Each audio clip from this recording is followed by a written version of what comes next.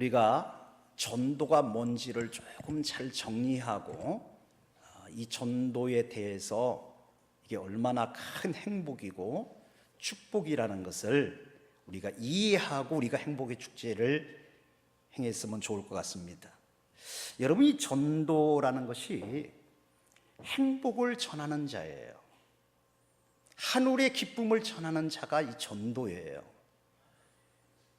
죄와 허물로 죽은 영혼들을 살리고 저 심령들에게 새로운 소망과 기쁨을 주는 것이 전도예요. 전도는 상대방에게 부담감을 주거나 무슨 고통을 주는 것이 아니라 하나님의 아들 예수 그리스도를 그들에게 선물로 주는 거예요. 그래서 예수 그리스도를 믿어서 제사함 받고 구원을 받는 것, 내 속에 있는 절망이 떠나가고 고통이 떠나가고 저주가 떠나가서 하나님의 나라를 선물로 얻게 해주는 것이 전도입니다. 그래서 이 전도라고 하는 것은 가장 축복을 나눠주는 거예요. 내 옆에 있는 사람, 내 친척들, 내 가족들, 내 이웃들에게 함께 하나님의 나라의 그 영광을 전해주는 거예요.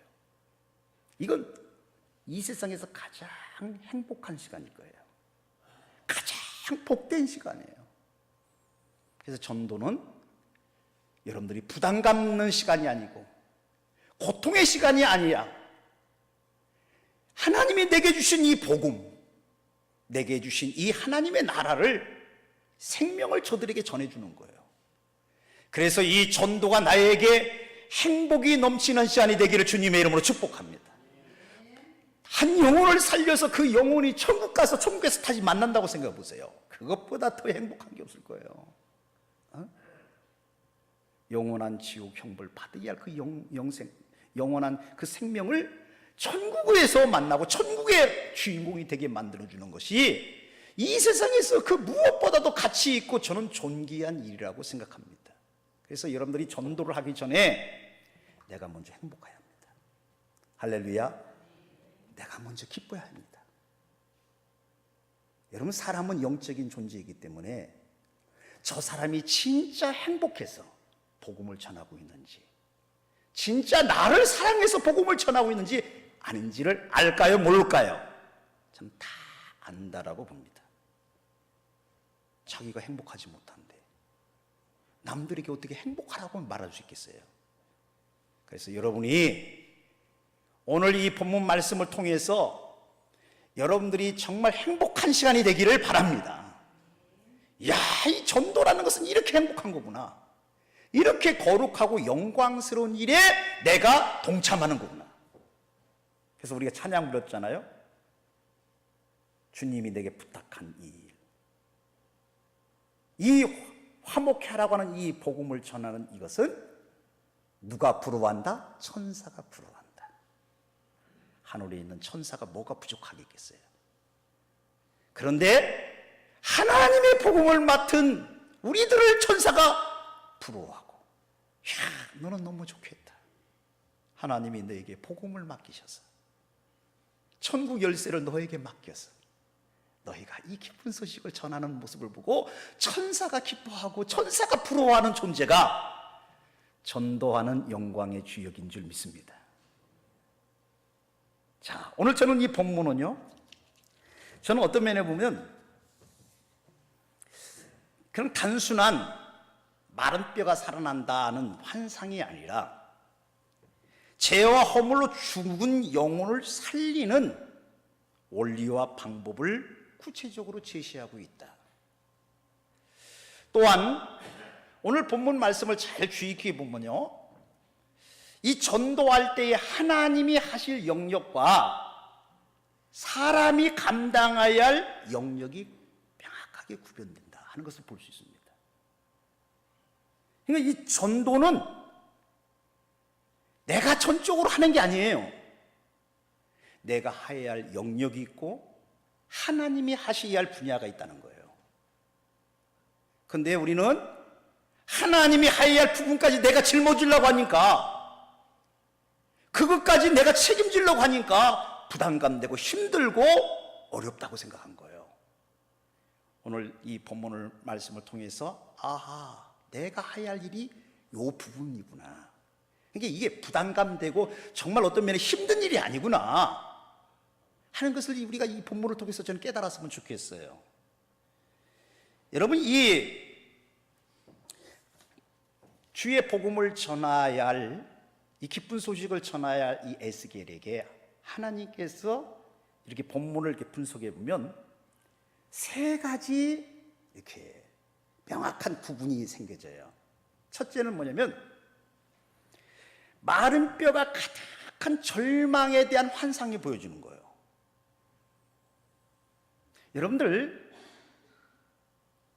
이 에스겔에게 왜 마른 뼈가 가득한 썩은 냄새가 나고 이 뼈 저 뼈가 막 서로 뒤엉켜 있는, 어떤 면에 보면 정말 희망이 없고 절망의 상태, 그것도 적당한 마른 뼈가 아니라 완전히 말라 비틀어져 있는 그 마른 뼈의 환상을 먼저 보여줘요. 이게 첫 번째 영역입니다. 두 번째는 이 마른 뼈가 살아나는데 누구가 역사하시고 개입하시느냐, 이 두 영역이 명확하게 군대요. 하나는 하나님이 그 마른 뼈를 살리는데 직접 개입하신다 하는 것이고, 또 하나는 하나님이 말씀을 대언자로 에스겔을 쓰신다 하는 이 두 영역이 정확하게 구분되고 있고요.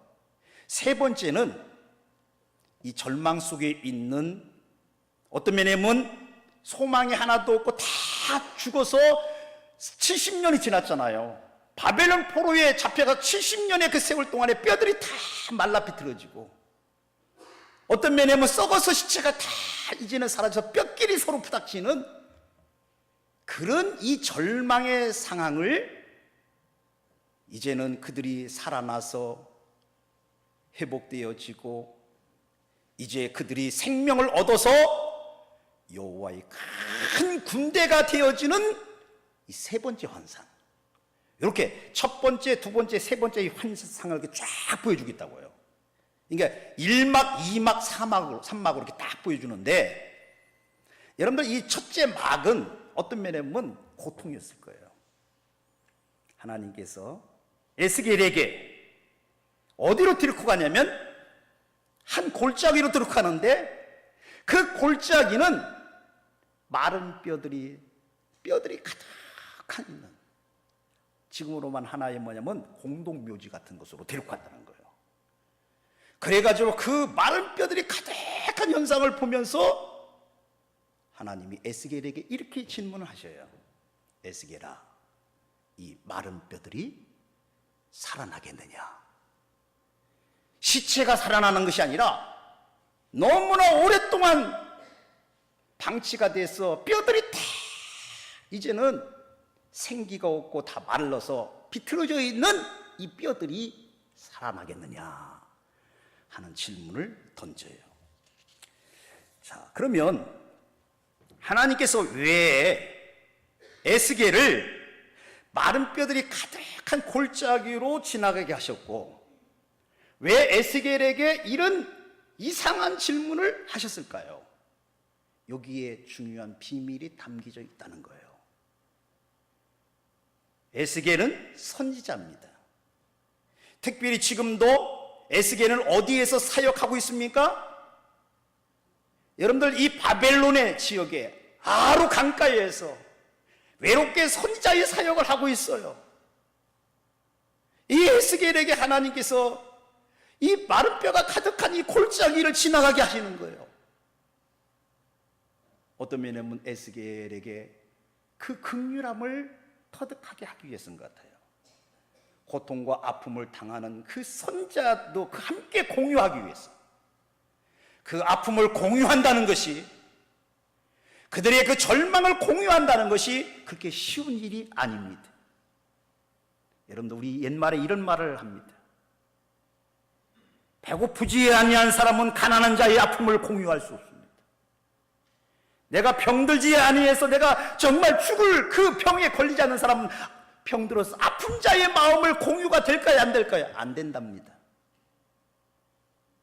내가 아파하고 내가 배고파야만 이들과 함께 공유가 되어지는 거예요. 그래서 이 선지자에게 이 마른 뼈가 가득한 이 지역을 지나게 하시면서 저들의 이 절망을 공유하게 하셨고, 저들의 이 고통을 공유하게 하셨고, 저들의 이 안타까움을 이 선지자가 가슴 깊숙하게 새겨놓게 만들기 위해서 그 절망의 현장에 에스겔을 인도하셨던 것 같아요.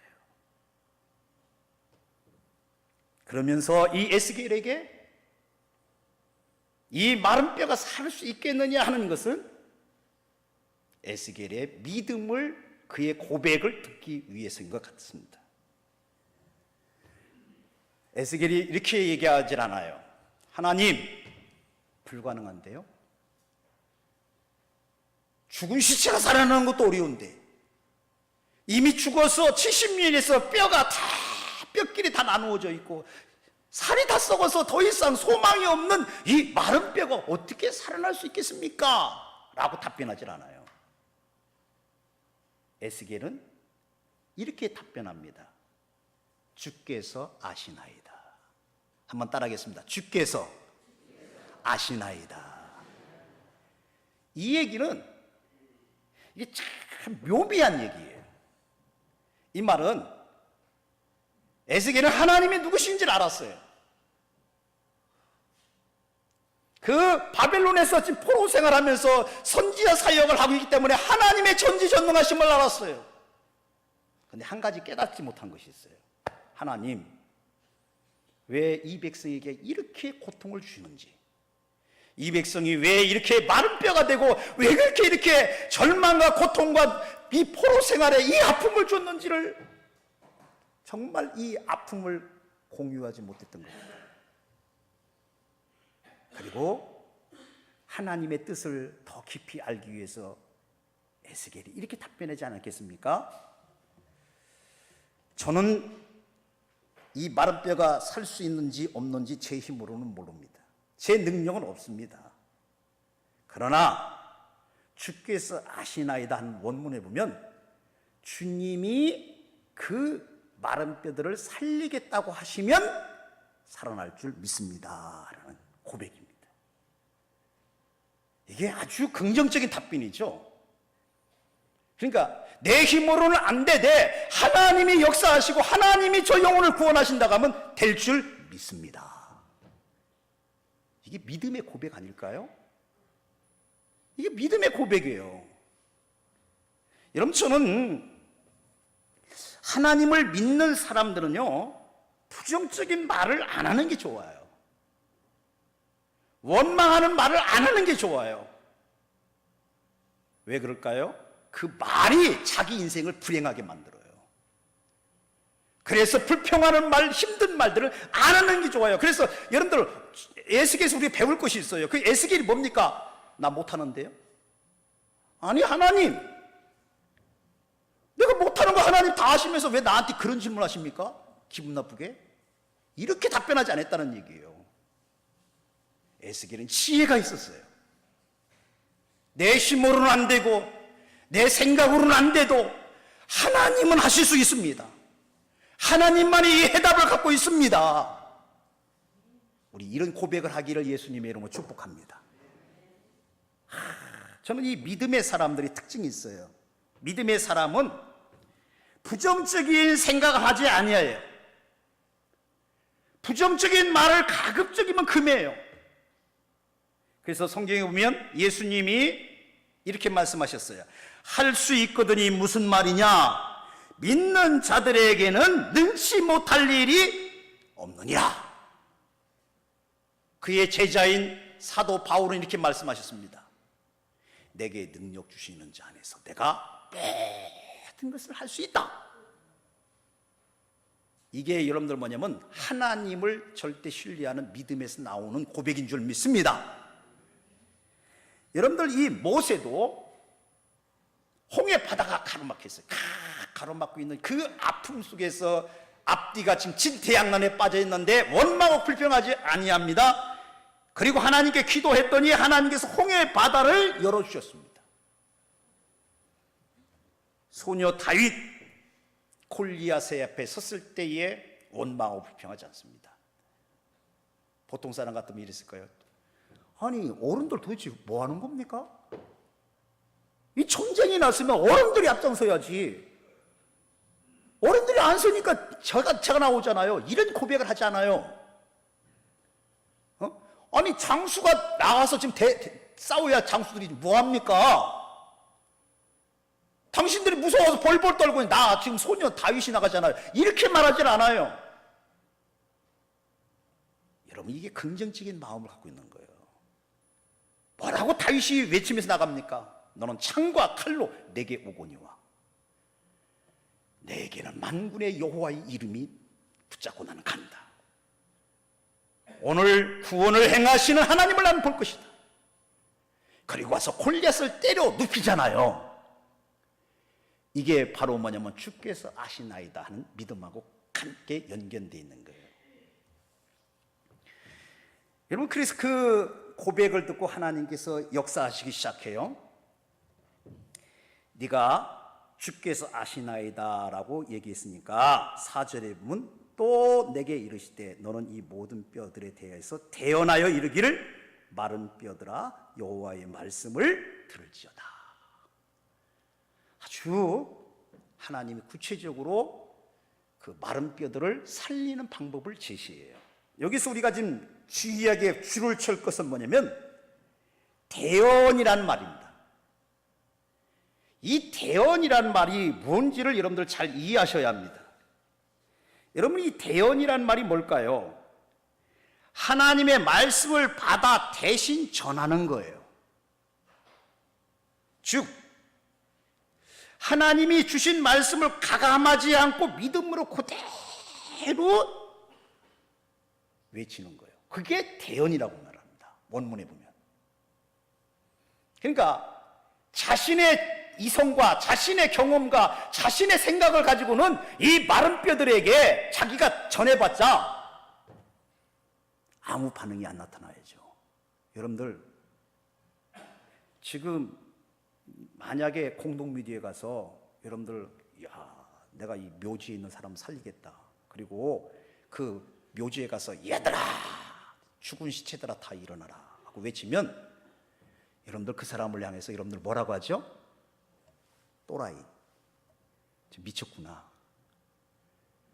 어떤 분은 에스겔이 지금 마른 뼈들이 살아날 것을 바라보고 외치면 뭐예요? 우리 이성으로 보면 미친 사람이에요. 그렇죠? 아니 어떻게 저렇게 할 수 있을까? 저는 이 부분을 고민하기 시작했어요.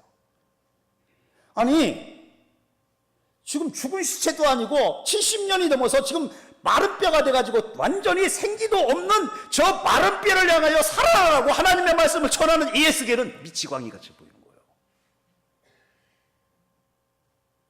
저는 이 장면을 보면서 진짜 주께서 하신다는 이 믿음이 얼마나 위대한 일을 행하는 걸 볼 수 있어요.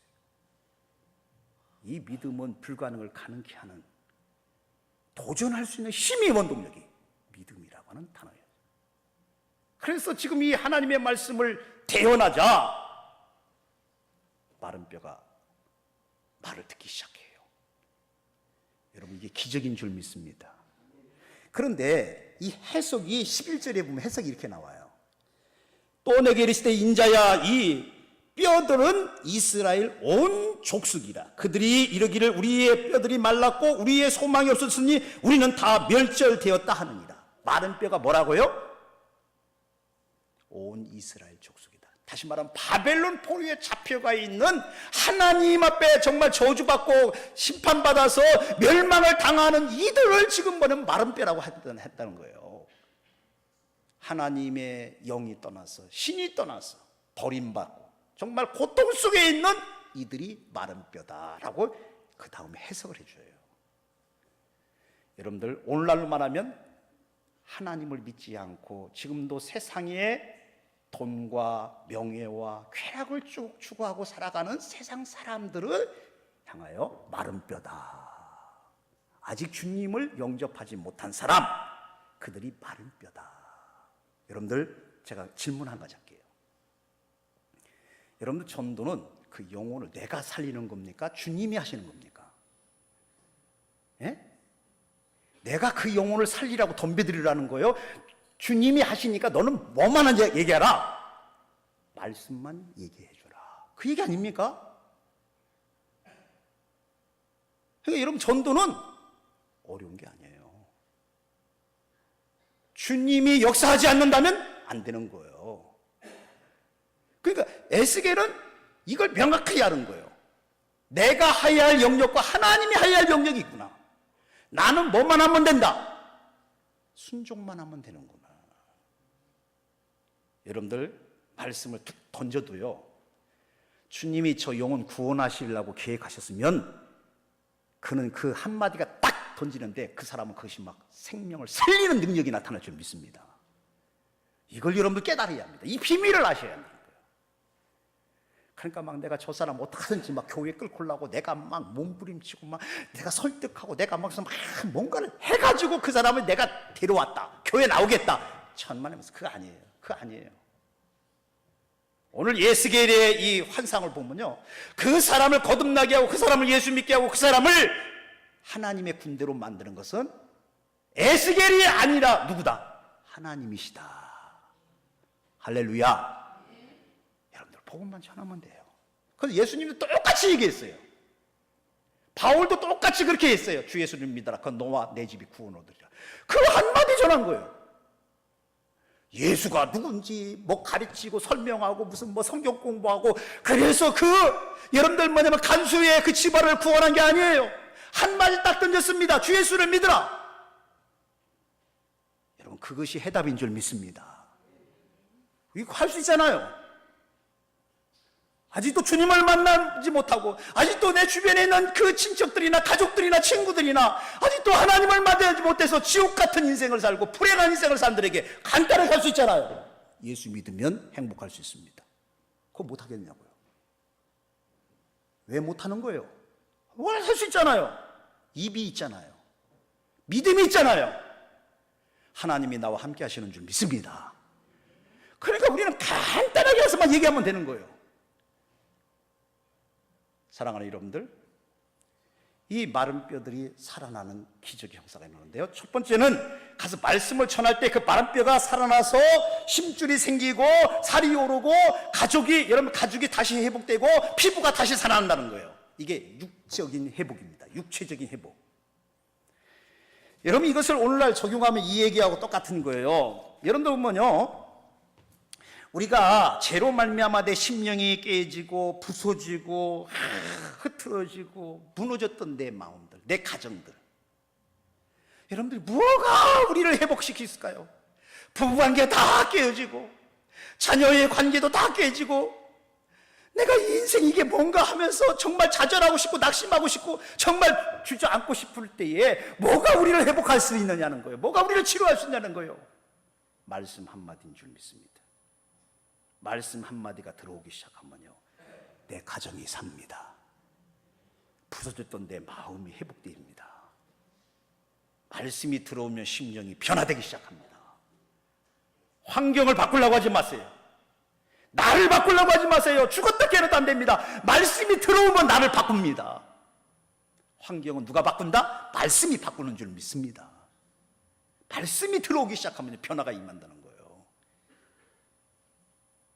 여러분, 우리는 육체의 어떤 회복만 이루어졌다고 해서 하나님의 사람이 된 게 아니에요. 그 다음에 생기를 향해서 외칩니다. 생기는 뭘까요? 성령이에요. 여러분, 이 성령 충만하기 위해서 우리들이 그리스도인들은 몸부림치예요. 말씀이 임하고 성령이 내 속에 생기가 들어올 때에 내가 하나님의 사람으로 온전하게 회복되어 준 줄 믿습니다.